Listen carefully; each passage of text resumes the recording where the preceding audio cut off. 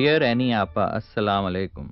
اس خط کے ذریعے آپ سے مخاطب ہونے کا یہ میرا پہلا موقع ہے، لیکن غائبانہ تعارف مدتوں پہلے کا ہے۔ میں نے آپ کی اتنی تخلیقات پڑھی ہیں کہ اگر میں یہ کہوں کہ آپ سے کسی حد تک میری شانہ شاہی ہے تو کچھ بیجا نہ ہوگا۔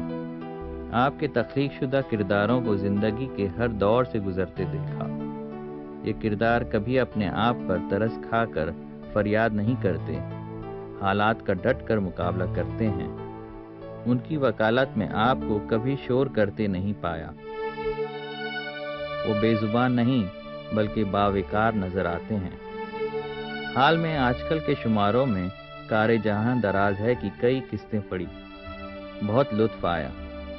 آپ کا مخصوص سینس آف ہیومر جس پر کسی کی نظر نہ جانے کیوں نہیں جاتی، لوگوں کو کم ہی اندازہ ہے کہ جو بے پناہ دکھی کر سکتا ہے اپنی تحریروں سے، وہ بے تحاشا مسرور بھی کر سکتا ہے ہیومر سے۔ امید ہے آپ بخیر ہوں گے۔ آپ کے جواب کا انتظار رہے گا۔ والسلام۔ اس وقت قرۃ العین حیدر کی حیثیت ایسی ہے جیسے کتھا ساہتیہ یا ہمارا جو فکشنل ادب ہے اردو کا، اس کے آسمان پر ایک چمکتا ہوا ستارہ، ایک کے بعد ایک بڑا ناول اردو کو دیا انہوں نے، ایک کے بعد ایک بڑی کہانی اردو کو دی انہوں نے۔ اور سب سے بڑی بات اس مصنفہ کے بارے میں یہ ہے، اس فنکار کے بارے میں، کہ اس نے ان میں ہمت ہے تاریخ سے پنجہ لڑانے کی۔ تاریخ کی آنکھوں میں یا تاریخ کے بہاؤ میں جو طاقت ہے اور اس میں جو بھید ہے، اس کی اونچائیوں میں، اس کے نشیب و فراز میں، خاص طور سے بھارت کی اور ہندوستان کی تاریخ جن بڑے بڑے پڑاؤں سے گزری ہے، آریاؤں کے زمانے سے لے کر مسلمانوں کے، مغلوں کے زمانے سے لے کر پھر انگریزوں کے زمانے اور آج تک آزادی کے بعد جو عبرت ناک موڑ آتے ہیں ہمارے تہذیبی سفر میں، قرۃ العین حیدر کی نظر ان سب موڑوں پر ہے۔ یہ کوئی معمولی بات نہیں۔ میں قرۃ العین حیدر کو اسی لیے بہت قیمتی سمجھتا ہوں، یعنی اردو کے پورے فکشن کے کانٹیکسٹ میں، کہ ان کے ہاں ہمیشہ اپنے زمانے سے آگے سوچنے کی صلاحیت ان کے ہاں بہت رہی، غیر معمولی رہی۔ یعنی جہاں ہمارے لکھنے والے آج پہنچتے ہیں، قرۃ العین حیدر کی پرانی کہانیوں پر نظر ڈالی جائے تو کبھی کبھی ایسا خیال آتا ہے کہ ان جگہوں تک یا ان منزلوں تک وہ اب سے 50 سال پہلے، 40 سال پہلے، جو بالکل ابتدائی زمانہ تھا ان کا لکھنے کا، اس وقت پہنچ چکی تھی۔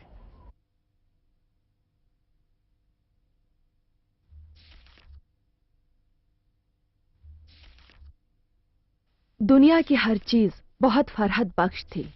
بات کا ہر جملہ عموماً اس طرح شروع ہوتا: اوفو، اتنا مزہ آیا۔ کبھی کبھی رات کو ہمن آپا مجھے گیلری کی دیوار میں نصب ٹیلی فون کے اونچے تختے پر چڑھا کر خود جگنو جمع کرنے باغ میں چلی جاتی۔ کچھ دیر بعد کھلکھلا کر ہنستی ہوئی واپس آتی۔ ان کے چنے ہوئے دوپٹے میں جگنو ٹمٹماتے۔ وہ جگنوؤں کی دنیا تھی۔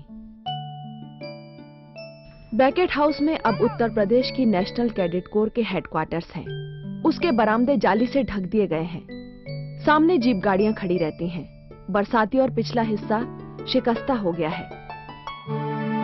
پچھلی پہاڑی پر فوجی جوان نہانے دھونے میں مصروف رہتے ہیں، لیکن آپ یقین فرمائیے کہ اس بے رنگ و بو دنیا میں ایک زمانہ ایسا بھی گزرا ہے جب جگنوں کی روشنی میں اس کوٹھی کے اندر پری آیا کرتی تھی۔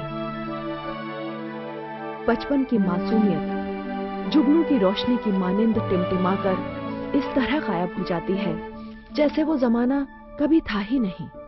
ترقی پسندوں نے ایک بار نہیں 20 بار ان پہ الزام لگائے، ایسے ایسے الزام، کردار خوشی بھی کی جس کو کریکٹر اسیسینیشن کہتے ہیں۔ ایک جملہ یہ کہا گیا کہ اردو میں ایک ورجینیا وولف پیدا ہوئی تھی، اس کو نوسٹیلجیا کا بھیڑیا اٹھا کے لے گیا۔